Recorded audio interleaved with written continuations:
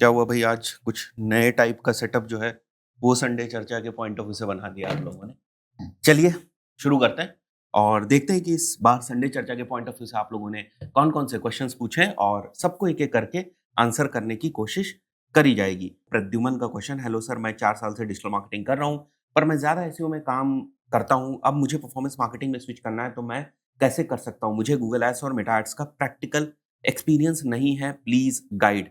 ये बोर्ड चल रहा है ना? ये ठीक है। इनका जो क्वेश्चन है कि पहले से ये एसईओ कर रहे हैं, राइट? और 4 साल हो गए इनको एसईओ करते हुए। अब ये परफॉर्मेंस मार्केटिंग में स्विच करना चाहते हैं। देखो, सबसे पहले ये बात समझो कि अगर आप 4 साल से एसईओ कर रहे हैं, तो यहाँ पर आपकी कुछ अच्छी खासी सैलरी होगी, कुछ आपकी अर्निंग जो है वो हो रही होगी। फॉर एग्जाम्पल मान के चलता हूँ कि आपकी लेट्स से 45,000 टू 50,000 की अगर आपकी यहाँ पर सैलरी है, और अब अगर आप डायरेक्टली परफॉर्मेंस मार्केटिंग के अंदर जाएँगे और आपको कुछ नहीं आता है, तो यहाँ पर आपकी सैलरी इसके आगे कंटिन्यू नहीं होगी। तो एक तरीके से ये समझिए कि ये वाला जो आपका एक्सपीरियंस है, ये ऑलमोस्ट ज़ीरो हो जाएगा। तो अगर आप इस चीज़ को जो है वो बियर कर सकते हैं, फिर कोई दिक्कत की बात नहीं। आराम से आप पहले परफॉर्मेंस मार्केटिंग का एक कोर्स कर लें, एक अच्छी जगह से कोर्स कर लें, और यहाँ वाली जो बेसिक नॉलेज है वो इस कोर्स के ऑन टॉप ऑफ यूज़ हो जाएगी। आपको कंपनी में काम करना आता है, कुछ फंडामेंटल डिजिटल मार्केटिंग की चीज़ें आपको पता है क्योंकि आप एसईओ पहले भी कर चुके हैं। तो परफॉर्मेंस मार्केटिंग आप बड़ी आसानी से और जल्दी जो है वो कवर कर लेंगे। तो यहाँ पर आप एक कोर्स कर लीजिएगा 3 टू 4 मंथ्स का, अच्छा कहीं से भी परफॉर्मेंस मार्केटिंग का कोर्स कर लीजिए और उसके बाद आप अप्लाई करना शुरू करें। तो मैं ये मान के चल रहा हूँ कि ऑलमोस्ट आपकी सैलरी में जो कट हो सकता है, वो 30 टू 35% का कट हो सकता है। इस बात को समझ लीजिए, थोड़ा-सा कैलकुलेट आप कर लीजिएगा, बिकॉज़ यहाँ पर भी आप चीज़ों को बिल्कुल ज़ीरो से शुरू करने जा रहे हैं। तो अगर आप इस चीज़ को बियर कर सकते हैं, फिर कोई दिक्कत की बात नहीं है। आप अपना करियर जो है वो परफॉर्मेंस मार्केटिंग में भी स्टार्ट कर सकते हैं। अच्छा, वो लोग जो एसईओ में हैं, जिनको 6 महीने या 1 ही साल हुआ है, उनकी बहुत ज़्यादा सैलरी तो शुरुआत में होती नहीं है। उनके लिए थोड़ी-सी आसानी जो है वो हो जाती है कि भाई अगर वो स्विच करना चाहें तो आराम से कर सकते हैं। तो ये मेरी तरफ से गाइडेंस है, आप अपने अकॉर्डिंग जो है वो देख लीजिएगा। नेक्स्ट क्वेश्चन जो है वो यहाँ पर रोहित का है। सर, अभी मैं एमआईएस ऑफिसर की जॉब जॉइन कर चुका हूँ और साइड बाय साइड मैं आपका कोर्स भी कर रहा हूँ। मुझे फ्यूचर में डिजिटल मार्केटिंग में करियर बनाना है, स्पेशली ब्लेंडेड रोल जैसे डिजिटल एनालिटिक्स और मार्केटिंग ऑपरेशंस में जाना है। बस आपसे गाइडेंस चाहिए थी, क्या एमआईएस कंटिन्यू करना सही रहेगा या डायरेक्ट डिजिटल मार्केटिंग जॉब में स्विच करना बेटर होगा? देखो, मैं हमेशा ये रिकमेंड करता हूँ, 2 नाव पे पैर रख के आप नहीं चल सकते। तो किसी एक चीज़ को ही आपको सेलेक्ट करने की ज़रूरत है, और आपने आगे मेंशन किया हुआ है, क्या एमआईएस की skills Excel, reporting, data handling, analytics, ये सारी चीज़ें डिजिटल मार्केटिंग और ब्लेंडेड रोल में हेल्प करती हैं? हाँ, बिल्कुल हेल्प करती हैं। अगर आपको ये सारी एमआईएस रिलेटेड एक्सेल, रिपोर्टिंग वगैरह की, डेटा हैंडलिंग की स्किल्स आती हैं, तो डेफिनिटली आपको इन सब चीज़ों से मदद मिलेगी। बट उसके लिए आपको ये समझ में आना चाहिए कि जो डिजिटल मार्केटिंग की डेटा है, वो आपको क्या इन्फॉर्मेशन दे रही है। मान के चलते मैंने आपको गूगल एड्स की डेटा दे दी, अब आपको समझ में ही नहीं आ रहा है कि जो गूगल एड्स की रिपोर्ट हमारे सामने आई, इसमें जो डिफरेंट डेटा है, इनका मतलब क्या है, तो आप एनालिसिस क्या करेंगे? बात समझ रहे हैं? तो इसके लिए डिजिटल मार्केटिंग की भी नॉलेज का होना ज़रूरी है। अब डिजिटल मार्केटिंग में बहुत सारी चीज़ें होती हैं, तो वहाँ भी आपको डिसाइड करना है कि आपको किस चीज़ के साथ जो है वो आगे बढ़ना है। बट डेफिनिटली डिजिटल मार्केटिंग में आप ब्लेंडेड रोल्स की तरफ थोड़ा-सा जा सकते हैं। और आज के टाइम में जो वेब एनालिटिक्स में बहुत सारे लोग काम कर रहे हैं, जो डिजिटल मार्केटिंग डेटा की एनालिसिस कर रहे हैं, तो वो लोग वही हैं जिन्होंने शुरुआत डिजिटल मार्केटिंग की जॉब से ही करी होगी। बाद में उन्होंने और नई चीज़ें सीखी और उसके बेसिस पे फर्दर वो वेब एनालिटिक्स या data analytics on top of digital marketing data जो है वो काम कर रहे हैं। Sir, I have one doubt regarding audience targeting in Google Ads. When creating campaigns, we get multiple audience options like affinity, in market, demographic, etc. So, what is the best practice? Should we combine multiple audiences in one ad group or create separate ad groups campaigns for different audience segments for proper testing? Wanted to understand how professionals structure audience testing and optimization for Google and Meta ads. Definitely आप अलग अलग जो आपके ad groups हैं उनके अंदर different audiences को रख सकते हैं। एक एड ग्रुप में अगर आप ऑडियंस रखना चाहते हैं तो ऐसा नहीं कर सकते आप, एक ही एड ग्रुप के अंदर आपने रीमार्केटिंग की भी ऑडियंस रख दी और एक ही एड ग्रुप के अंदर आपने कोल्ड ऑडियंस भी रख दी। अगर आप रखना भी चाहते हैं एक ही एड ग्रुप के अंदर, तो फिर आप चाहे तो कोल्ड ऑडियंस को एक एड ग्रुप में रख सकते हैं, बट रीमार्केटिंग के ऑडियंस के लिए आपको डिफरेंट एड ग्रुप क्या बल्कि डिफरेंट कैंपेन जो है वो ही बनाना पड़ेगा। तो यहाँ पर अगर आप डिफरेंट एड ग्रुप्स के अंदर जो है वो ऑडियंसेस को रख रहे हैं, तो आपके लिए कंट्रोल करना ज्यादा आसान हो जाएगा। सागर का question, hello sir, inspired by your videos, I am currently learning Meta paid ads and working on the ad creative section. However, I am facing a bit of trouble while setting up my first ad since I have just completed my 12th standard and want to build a long-term career in digital marketing. Which degree or educational path would be best for this field? Also, what kind of creative formats works best for a good conversion rate on a first art looking forward for your valuable guidance. देखो, अभी आपने 12th जो है वो किया हुआ है, तो अभी आपके पास बहुत सारे ऑप्शंस हैं डिग्री के, और आपने मुझे ये नहीं बताया कि जो 12th आपने किया हुआ है वो किस स्ट्रीम से किया हुआ है। ये शायद यहाँ पर मेंशन नहीं है, बिकॉज अगर आपने जो है मान के चलते हैं बायो से किया हुआ है, तो मैं इंजीनियरिंग रिलेटेड जो ऑप्शंस है वो मैं आपको नहीं दे पाऊंगा। ये सारे ऑप्शंस आपके लिए जो है वो खत्म हो जाएंगे। वहीं पर अगर आपने कॉमर्स से किया हुआ है या आपने जो है वो मैथमेटिक्स साइड से जो है वो अपना 12th जो है वो किया हुआ है, तो मैथमेटिक्स से किया हुआ है तो आपके पास अलग-अलग ऑप्शंस हैं। आपके पास बीटेक का ऑप्शन है, आपके पास बीबीए का भी ऑप्शन है, आपके पास बीसीए का भी ऑप्शन है, और कॉमर्स में अगर आपने काम किया है तो भी आपके पास जो है बीबीए का ऑप्शन है, और साथ ही साथ आपके पास बीसीए का भी ऑप्शन जो है वो है। कुछ यूनिवर्सिटीज़ बीसीए प्रोवाइड करती हैं, कुछ नहीं प्रोवाइड करती हैं। तो मैं आपको ये रिकमेंड करूंगा, कोई भी आर्ट साइड वाला जो सब्जेक्ट्स है वो आप ना लीजिएगा, ठीक है? आप या तो बीटेक कर लीजिए, ठीक है? या फिर आप बीबीए या बीसीए अगर करना चाहते हैं तो बीबीए या बीसीए कर लीजिए। बीटेक वाले तो यार वो कैंडिडेट्स होते हैं जो हर जगह एडजस्ट हो जाते हैं। बाद में जो आपने पूछा है what kind of creative format works best for a good conversion rate on a first aid, ये आप शुरुआत में नहीं डिसाइड कर सकते। आप जो डिसाइड कर सकते हैं वो है आपका ऑफर। बेहतर से बेहतर आप ऑफर बनाएं, बेहतर से बेहतर आप अपने क्रिएटिव्स जो है उनको क्रिएट करने की कोशिश करें। वो आपके स्टैटिक फॉर्मेट में भी हो सकते हैं, वो आपके वीडियोस वाले भी क्रिएटिव्स हो सकते हैं। ऐसा नहीं हो सकता कि सर वीडियोस वाले ही क्रिएटिव्स चलेंगे, it's not like that.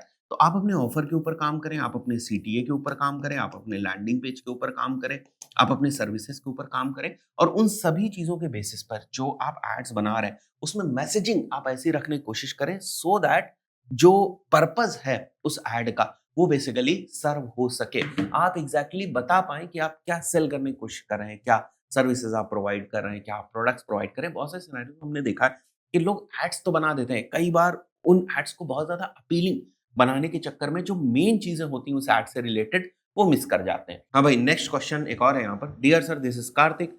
I'm writing to ask if you plan to launch an advanced agency-based Meta Ads course for 2026 covering both B2B and B2C strategies, not just only D2C. While your previous D2C live recorded course were helpful, the content is not up to date. No Andromeda thing is there. अरे भाई साहब, जो creative strategy के proper frameworks आप हमारे Meta ads specially for D2C वाले batch के अंदर देखते हैं, वो सब एंड्रोमेडा के अकॉर्डिंग ही है। हम बोल नहीं रहे वहां पर कि भाई एंड्रोमेडा के अकॉर्डिंग है, बट जितने भी क्रिएटिव फ्रेमवर्क्स हमने आप लोगों को सिखाए, जितने भी तरीके के एड्स बनाने सिखाए उस कोर्स के अंदर, वो सारी चीजें तो लाइव ही सिखाई जाती हैं, लाइव बैचेस होते हैं, वो सब एंड्रोमेडा अपडेटेड है। मतलब अगर हम आज कोई कोर्स है उसको लॉन्च करने जा रहे हैं तो ऐसा नहीं उसके अंदर पुरानी स्ट्रैटेजीज होंगी, उसके अंदर वही स्ट्रैटेजीज होंगी जो आज के टाइम की स्ट्रैटेजीज हैं। I highly appreciate how you constantly update your Google Ads course. Google Ads course हमारा फ्लैगशिप कोर्स है and it is one of the best Google Ads course in India. 1.5-2 साल पहले हम लोगों ने उसको बनाना शुरू किया था, आज भी हम उस कोर्स को अपडेट करते हैं, और जिस प्राइस पॉइंट के ऊपर हम उस कोर्स को अभी प्रोवाइड कर रहे हैं लोगों को, दैट इज अनबिलीवेबल।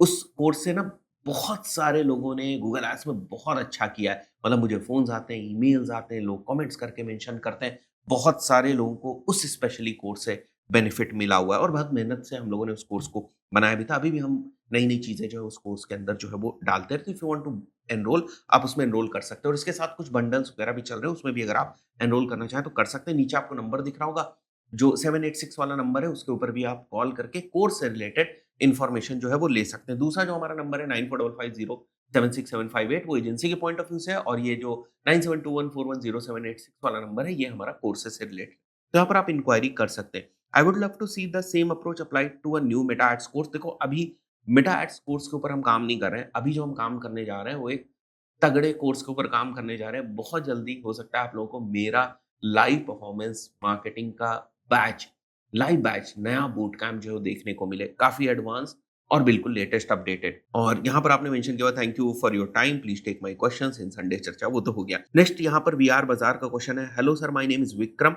सर, किसी भी इंडस्ट्री निश को बिजनेस में हम यूएसपी कैसे फिगर आउट करें? Blue ocean strategy, differentiation strategy कैसे फिगर आउट करें? आई नो कि deep market research, other resources की रिक्वायरमेंट होगी, बट क्या सर इसका कोई फ्रेमवर्क है जिसका यूज़ करके हम इसको प्रैक्टिकली अप्लाई कर सकते हैं? देखो, blue ocean strategy, differentiation strategy के पॉइंट ऑफ व्यू से तो मैं अभी नहीं बता सकता आपको, क्योंकि जैसे आप भी इस बात को समझ रहे हैं कि बहुत डिटेल वाली चीज़ है। आगे कोशिश करेंगे कि इसके ऊपर वीडियो लेकर आ जाएँ। यूएसपी से रिलेटेड हमने ऑलरेडी एक वीडियो जो है वो क्रिएट कर रखा है। मतलब वो रिकॉर्ड हो चुका है, एडिटिंग में है, वो जल्दी ही चैनल के ऊपर लाइव हो जाएगा। उसमें हमने आपको एक यूएसपी फ्रेमवर्क के बारे में बताया।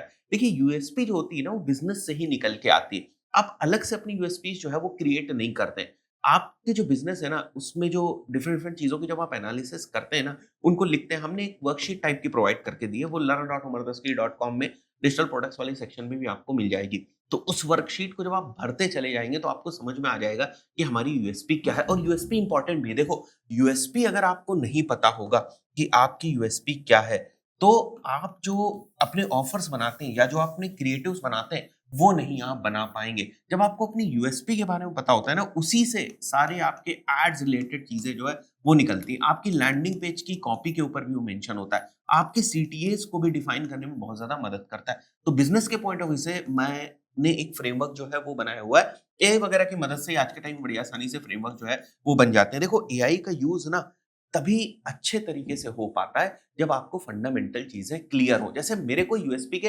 फंडामेंटल्स क्लियर है, मुझे पता है यूएसपी क्या होता है, क्या उसके बेनिफिट्स होते हैं।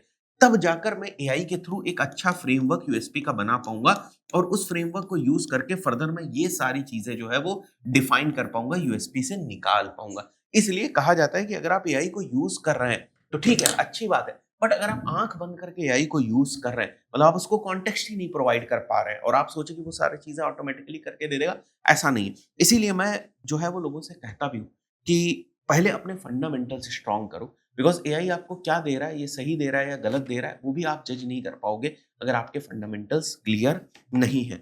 तो वो यूएसपी रिलेटेड वीडियो आपको जल्दी जो है वो मिल जाएगा। इसके बाद यहाँ पर एक और क्वेश्चन है, सर मैं लास्ट 6 ईयर से एड रन कर रहा हूँ, मैं हमेशा स्टैग मेथड से ही एड ग्रुप बनाता था। स्टैग, आई थिंक सो आप स्टैग की बात कर रहे हैं। ठीक है, 2 मेथड्स होते हैं, सिंगल कीवर्ड एड ग्रुप होता है, एक सिंगल कीवर्ड एड ग्रुप, और एक होता है जिसमें हम लोग मल्टीपल जो है वो कीवर्ड्स रख देते हैं। तो स्टैग आपने यहाँ पर मेंशन किया हुआ है, तो स्टैग तो कुछ नहीं होता है, स्टैग ही होता है, या फिर अगर स्टैग कुछ होता है तो आप मेरे को बता दीजिएगा। आगे मेंशन किया आपने ट्रांजैक्शनल इंटेंट वाले कीवर्ड्स का एक एड ग्रुप, हाइपर लोकल का एक एड ग्रुप में ओनली 3 टू 5 कीवर्ड्स ही होता था। हाँ, ठीक है, तो शायद आप ये करते थे कि आप सिंगल कीवर्ड को पकड़ लेते थे। जैसे डिजिटल मार्केटिंग को पकड़ना है, तो आपने डिजिटल मार्केटिंग सिंगल कीवर्ड को पकड़ लिया और इसके डिफरेंट डिफरेंट मैच टाइप्स कर दिए। इसी को एग्जैक्ट में रख दिया, इसी को फ्रेज में रख दिया, इसी को ब्रॉड में जो है वो रख दिया। ठीक है, एग्जैक्ट हो गया, फ्रेज हो गया, और ब्रॉड में भी आपने इसी कीवर्ड को रख दिया। तो हो सकता है आप पहले ये चीजें करते थे और इसको आप शायद सिंगल टारगेटिंग एड ग्रुप आप बोल रहे हैं। स्टैग, मुझे नहीं पता स्टैग का क्या फुल फॉर्म है, स्कैग का तो है ना। फिर आपने आगे मेंशन किया हुआ है एक ही एड ग्रुप में ओनली 3 टू 5 कीवर्ड्स ही होता था, बट फ्रॉम दिसंबर सारे वेबसाइट के लिए जिस कॉस्ट में अकाउंट में 50 लीड्स आ रहे थे, वहां पर 5 टू 8 लीड्स आने लगे। फिर मैंने स्टैग मेथड ही यूज किया। अच्छा, स्टैग आप बार बार शब्द यूज कर रहे हैं, तो आई बिलीव आपने स्कैग नहीं मेंशन किया, आपने स्टैग ही मेंशन किया। तो शायद आप सिंगल थीम्ड एड ग्रुप्स की बात कर रहे हैं। ये भी शब्द थोड़ा सा पॉपुलर था, मुझे ध्यान आ गया। सिंगल थीम्ड एड ग्रुप की शायद आप बात करें। तो ठीक है, थीमिंग ही कॉन्सेप्ट है एड ग्रुप्स का। अगर एड ग्रुप में आप थीमिंग नहीं कर रहे हैं, तो वैसे ही चीजें आप कर रहे हैं। बट मैंने क्या किया, एड ग्रुप्स को 25 टू 30 कीवर्ड्स में ऐड कर दिया, और मेरा कीवर्ड क्वालिटी स्कोर तो ड्रॉप हुआ है, बट लीड्स इंक्रीज हो गया। ये टेक्निक ठीक है, प्लीज सर रिप्लाई करना। हाँ, देखो, कई बार ऐसा होता है, depending on the product and service also, depending on the nature of the keywords also, depending on the intent also. अगर उस इंटेंट वेरिएशन के बहुत सारे कीवर्ड जो है वो निकल के आ रहे हैं, तो आप 12 से 15 कीवर्ड्स रख सकते हैं। ये थोड़े से ज्यादा कीवर्ड जो है वो आपके हो गए, मतलब 25 से 30 कीवर्ड्स थोड़े से ज्यादा है। आप कोशिश करें 15 तक के कीवर्ड्स रखने की कोशिश करें, और थोड़ी मैपिंग भी आप कर लें। जो आप एड रेलेवेंसी के पॉइंट ऑफ व्यू से करते हैं ना, जो कीवर्ड्स वगैरह आपके एड कॉपी वगैरह में उनकी इंटेंट जो है वो आ जानी चाहिए। तो ये सारी चीजें कर लें, आई थिंक सो। बाकी तो सारी चीजें जो है वो ठीक ही है।